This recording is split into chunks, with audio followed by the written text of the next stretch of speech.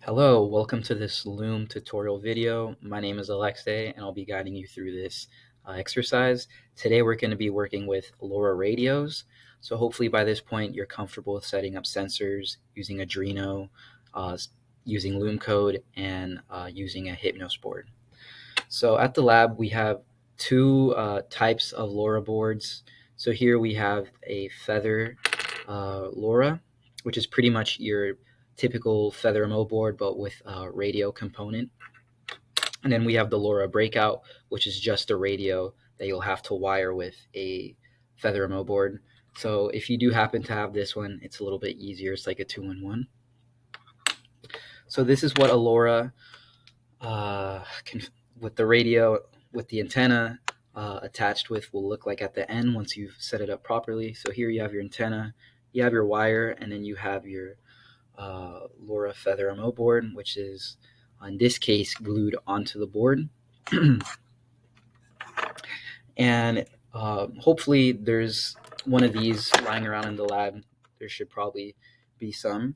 And if not, you're going to have to grab one of these and you're going to have to set it up. And here on my screen, I have the guide to do that. And this is the data sheet for the MO, the feather mode with the LoRa radio. And as you can see here, this is what it's going to look like. It looks like your typical feather MO board. If we scroll up here, we can see that they're setting it up here with just a basic wire and just soldering it onto the feather MO. Here, the UFL antenna. This is what we just saw right here. And this is what you're probably going to want to do, is that you're going to want to get a UFL to SMA adapter. We may have some of these laying around in the lab. If not, you should ask. This is what it looks like right here.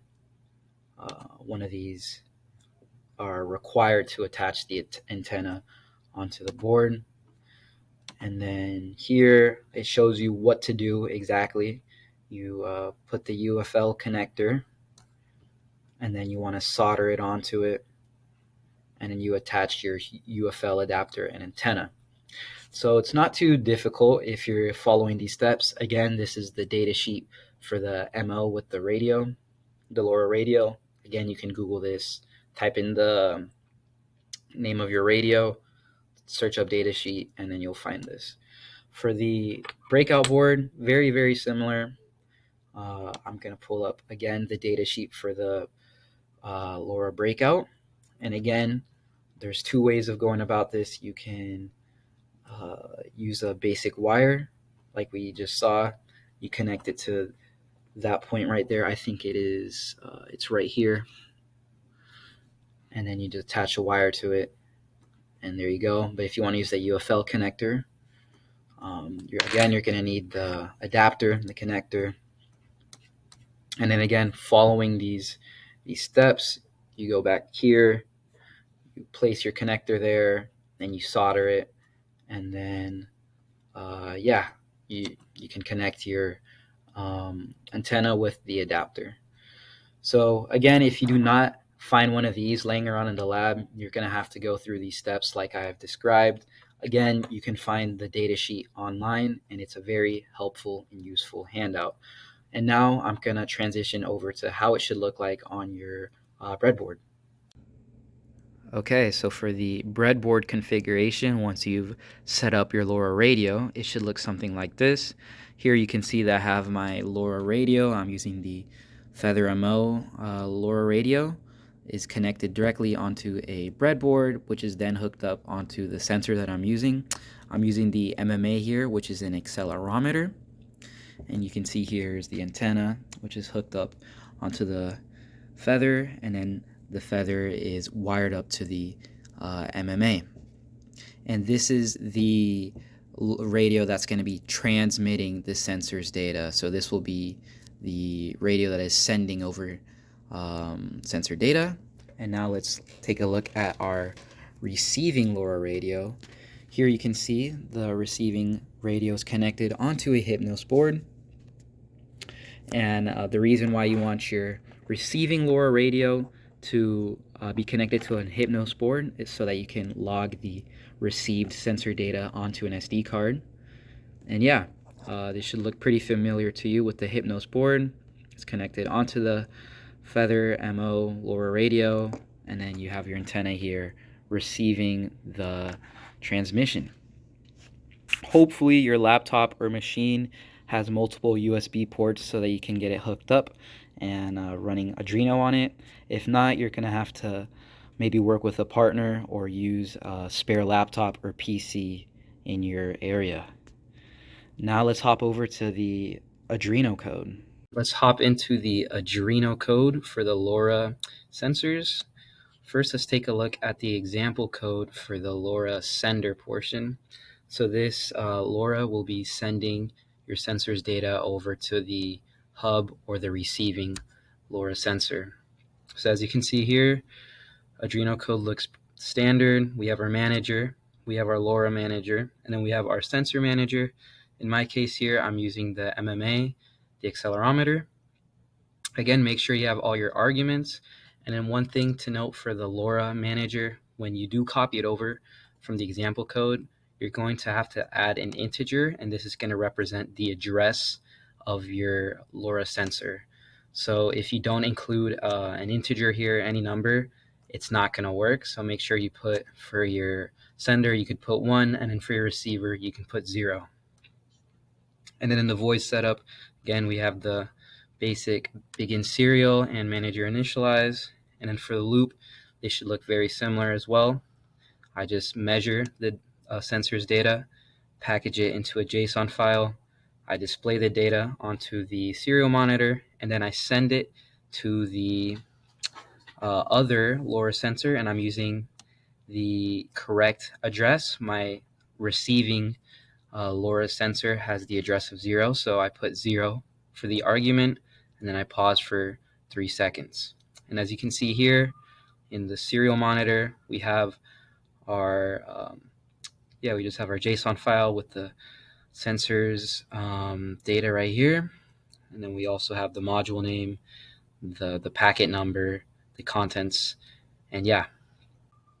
I actually wanted to make a quick clarification on the serial monitor for the message that you're supposed to get when the sending LoRa sensor has sent to the receiving transmitter. So here, as you can see, I get the message that I have successfully transmitted the package.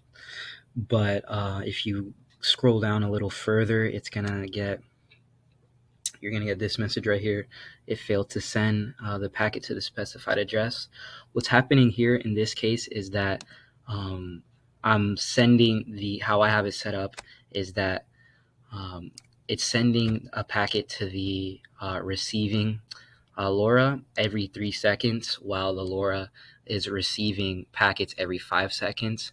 So some points they're not gonna match up, and you will, if it's not matching up, like in my case, you will get those messages.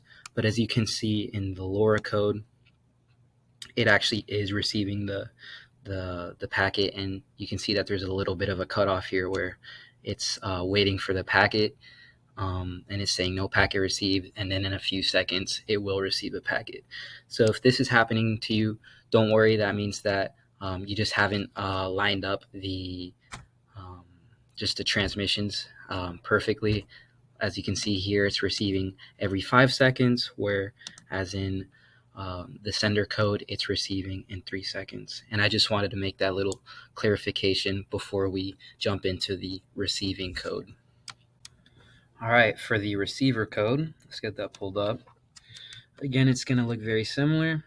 We have our managers, our LoRa object, and our Hypnos object here. As you can see here, I've put the right integer for the argument for the address. In my sender code, I put for the LoRa, I have LoRa sent to address 0. So therefore, in my receiver code, I should have that this LoRa object has the address 0. If you don't have these correct, you won't be able to receive any packets. Again, the void setup, since I'm using a Hypnos board to log the SD file, I have the Hypnos enable, and then I have the begin serial and manager initialize.